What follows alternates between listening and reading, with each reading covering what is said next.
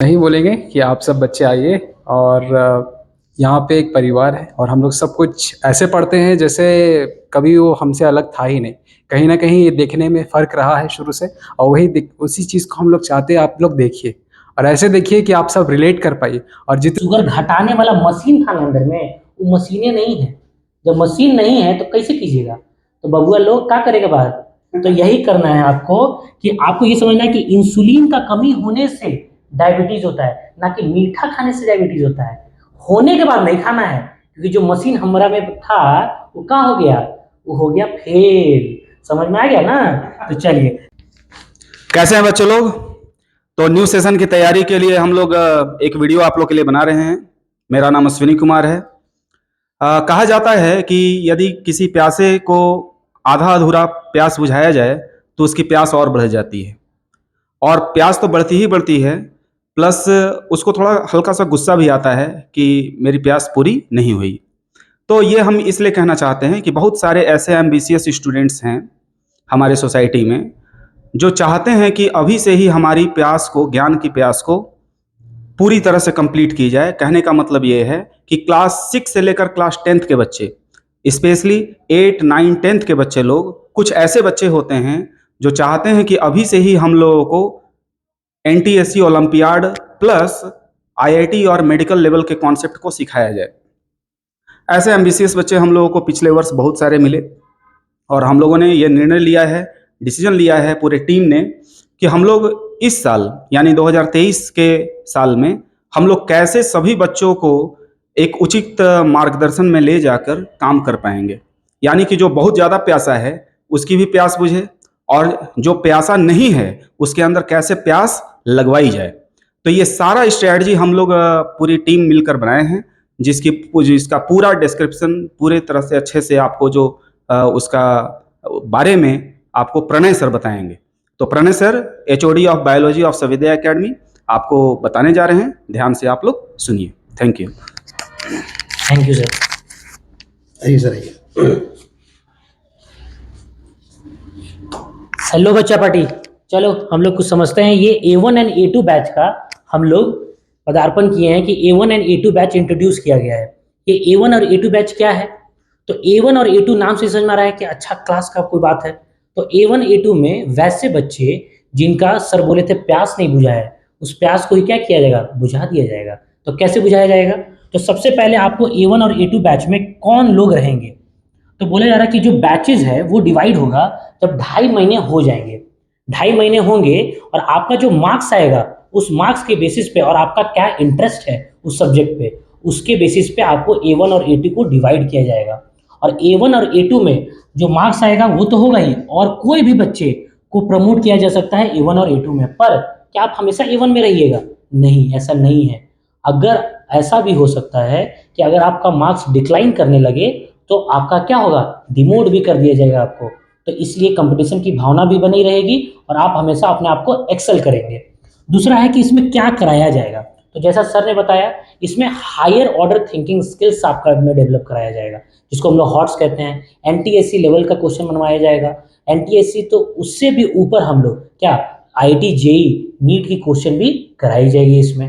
तो अल्टीमेटली हमको करना क्या है इसमें? अल्टीमेटली हम लोग को इसमें करना है साइंटिफिक टेम्परामेंट का डेवलपमेंट। क्या? आपका वैज्ञानिक चेतना को आपको डेवलप कर देना है कि जब आप में वैज्ञानिक चेतना डेवलप हो जाएगी तो आप बहुत ही अच्छे से काम कर सकते हैं। और इसमें आपका क्यूरोसिटी डेवलप कराया जाएगा और इसमें हमारे जितने भी सीनियर फैकल्टीज हैं वो सारे A1 बैचेस में आपकी क्लासेस लेंगे। ठीक है, एक एग्जाम्पल देखते हैं हम लोग बायोलॉजी का ही, तब आपको समझ में आ जाएगा। जैसे कि बायोलॉजी के एग्जाम्पल में डायबिटीज, बचपन से हम डायबिटीज के बारे में सुन रहे हैं और हम लोग सब जानते हैं लगभग वर्ल्ड का कैपिटल भी हम लोग ही हैं जो डायबिटीज में सेकंड नंबर पर रैंक करते हैं। सबको लगता है कि डायबिटीज का मतलब शुगर का बीमारी। क्या ये शुगर का बीमारी है? नहीं, ये शुगर का बीमारी नहीं है। अब थोड़ा सा समझते हैं। एक बॉडी को, जैसे हमारा बॉडी को बैलेंस करने के लिए अलग अलग चीज बना हुआ है, उसी तरीके से एक केमिकल होता है जो हमारे बॉडी को बैलेंस करता है। तो ये जो बैलेंस करता है हमारे बॉडी को, उसको कहते हैं हार्मोन। एक तो हार्मोन है, वो समझ लीजिए कौन सा। एक तो इंसुलिन नाम का हार्मोन होता है जो ब्लड में शुगर को नीचे लेके जाता है। अब मान लीजिए इस इंसुलिन ही नहीं है, ये हार्मोन जिसका बात कर रहे हैं यही नहीं है, तो थोड़ा सा इतू सा भी अगर मीठा खा लीजिएगा ना तो क्या होगा, आपका जो शुगर घटाने वाला मशीन था ना अंदर में, वो मशीनें नहीं है। जब मशीन नहीं है तो कैसे कीजिएगा, तो बबुआ लोग क्या करेगा बात। तो यही करना है आपको कि आपको ये समझना है कि इंसुलिन का कमी होने से डायबिटीज होता है, ना कि मीठा खाने से डायबिटीज होता है।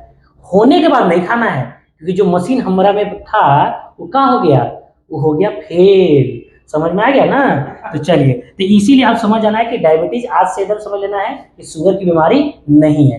अब इसके बाद हम लोग आगे बढ़ेंगे और रंजन सर आपको थोड़ा सा अच्छे से और एक्सप्लेन करेंगे केमिस्ट्री की भाषा में। आइए सर। हेलो बच्चों, हम लोग केमिस्ट्री को समझेंगे कि हम लोग इस बार जो A1 और A2 बैच जो हम लोग का बना है उसमें हम लोग केमिस्ट्री को कैसे समझने वाले हैं।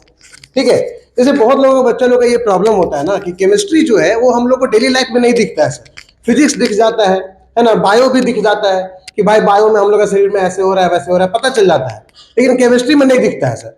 तो हम लोग इस बारी ना वही दिखा के पढ़ेंगे कि कैसे हम लोग केमिस्ट्री को देखेंगे। जैसे कि मान लो कभी कभी घर में जो है ना, मम्मी पापा लोग जब दिवाली के टाइम में घर का पुचाड़ा होता था, यानी पेंट जब होता था, तो उसमें क्या देखते थे कि एक व्हाइट कलर का पत्थर होता था। उस व्हाइट कलर का पत्थर को क्या किया जाता था, पानी में से डाल दिया जाता था। तो पानी में जैसे ही डाले तो हम लोग देखते थे कि क्या हो रहा है, तो देखते थे कि यहाँ पे क्या निकलने लगा, बुलबुला, यानी पानी जो है बॉयल होने लगा। क्या हो रहा है भाई यहाँ पे क्या हो रहा है कि जैसे ही इस पानी, इस व्हाइट कलर के पत्थर को किस में डाला गया, इस पानी में, तो यहाँ पे बबल्स फॉर्मेशन होने लगा, यानी ये जो बॉयल होने लगा पानी, वो क्यों होने लगा, यहाँ पे हुआ केमिकल रिएक्शन। केमिस्ट्री है यहाँ पे, क्या है यहाँ पे, केमिस्ट्री। हम लोग खाना खा रहे हैं, चावल खा रहे हैं, अंदर हम लोग के बॉडी में जा रहा है, वो पच रहा है, डाइजेस्ट हो रहा है, तो क्या हो रहा है, वो खाना कैसे चेंज कर जा रहा है, तो केमिकल रिएक्शन की वजह से हो रहा है। तो इस बार हम लोग इसी तरह के कुछ एग्जांपल्स में, देखो यहाँ पे थोड़ा केमिस्ट्री के बारे में बताते हैं क्या हो रहा है। यहाँ पे हम लोग जो पत्थर डाले ना व्हाइट वाला, वो क्या था, कैल्शियम ऑक्साइड। इसको पानी में डाल दिए, ठीक है, तो ये क्या बन गया, कैल्शियम हाइड्रोक्साइड का सोल्यूशन, है ना। उस पानी में क्या घुल गया, कैल्शियम हाइड्रोक्साइड बन गया, और उसी से क्या करेंगे हम लोग, पेंट करेंगे।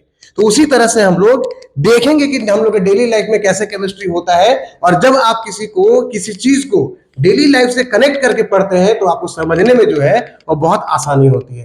तो इसी आसान तरीके से हम लोग इस बार केमिस्ट्री को पढ़ने वाले हैं, ठीक है। और इसी मजेदार तरीके से और सब्जेक्ट भी पढ़ाए होंगे, ठीक है। मैथ के बारे में अब आपको हमारे जो एचओडी है मैथ्स के, अर्चना मैम, वो आपको बताएंगे। गुड आफ्टरनून, आई एम अर्चना। चाहती हूँ कि जो रंजन सर बताएं, प्रणय सर बताएं बायोलॉजी के बारे में, केमिस्ट्री के बारे में, वो सारा का सारा मैथ्स पे आधारित है। जैसे रंजन सर अभी अभी बताएं कि एडिशन हो रहा है, जैसे रंजन सर अभी केमिकल रिएक्शन करके H2O लिखे, तो इसमें H2O जो लिखे सर, इसमें 2 क्या है, 2 क्या है, नंबर है। नंबर कहाँ से आया, मैथ से आया है। तो टोटली अगर हम लोग बात करें मैथ, डियर स्टूडेंट्स, अब फिजिक्स आपके जिंदगी से कैसे जुड़ा हुआ है, अश्विनी सर आपको बताएंगे।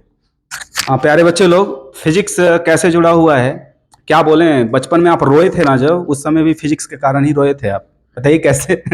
आप बोलेंगे क्या बोल रहे हैं सर, आपकी मम्मी खिलौना आपका, आपके जहां आपने रखा था वहां से खिलौना ले जाके कहीं दूसरे जगह रख दी थी जब मम्मी, तो आप रोने लगे थे कि मेरा खिलौना कहाँ चला गया, खिलौना कहाँ चला गया।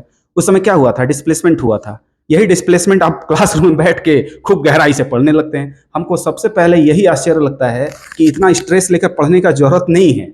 ये फिजिक्स हो गया, केमिस्ट्री हो गया, मैथ्स हो गया, बायो हो गया, ये कहीं ना कहीं एक ही परिवार के 4 भाई हैं, और इन चारों भाइयों के बहुत सारे संतान हैं। अब इन संतानों को भी पढ़ना पड़ता है, फिर संतानों के संतान हैं उसको भी पढ़ना पड़ता है। टॉपिक के अंदर सब टॉपिक, सब टॉपिक के अंदर टॉपिक, टॉपिक के फिर अंदर सब टॉपिक, तो ये प्रोसेस चलता रहा है। बस हम ये कहना चाहते हैं कि जब आप बचपन में ना रोए थे पहली बार ना, खिलौना जब आपका यहाँ से वहाँ रख दिया गया था, उस समय भी फिजिक्स यूज हुआ था। बस ये कहना चाहते हैं कि हर वक्त आपके साथ फिजिक्स कनेक्टेड है। बस आप क्लासरूम में बैठ के इसको तनावपूर्ण रूप में मत पढ़िए, बहुत ही कैजुअल नोट पर पढ़िए।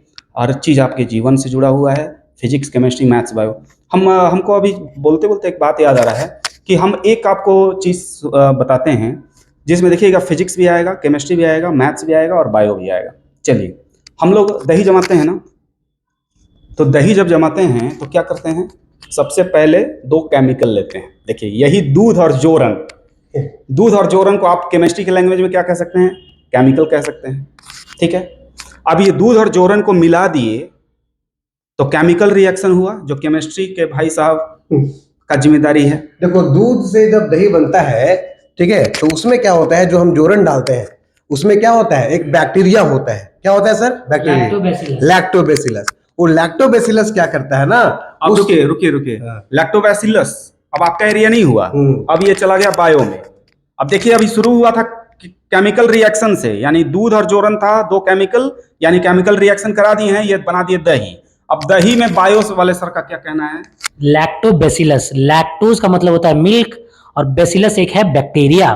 तो ऐसा बैक्टीरिया जो दूध को कर्ड में कन्वर्ट कर दे, दही में कन्वर्ट कर दे, उसी को क्या कहते हैं? लैक्टोबैसिलस। वो बैक्टीरिया है, और वो बैक्टीरिया किस टेम्परेचर पे काम करता है?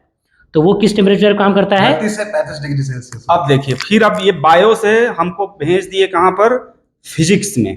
ठीक है, अब ये दही का जमना फिजिक्स में भी भाई कैसे कनेक्ट हो रहा है? तो हम क्या बोल रहे हैं कि आपके कभी कभी पापा बड़ी गुस्सा हो जाता है आपके मम्मी पर कि दही दूध लाए, जोरन लाए और दही तुम्हारा सुबह जमा नहीं, रात को डाली तो कैसे जमेगा बढ़िया से? फिजिक्स जान लीजिए हल्का सा।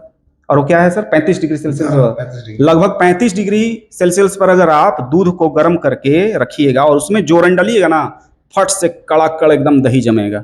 अब देखिए, अब यही इसी चीज को आप समझ पाते, अभी मेरी बात को समझ पाते अगर मैथ्स नहीं होता तो? ये 35 कहाँ से आया भाई? ये 35 इनका एरिया है।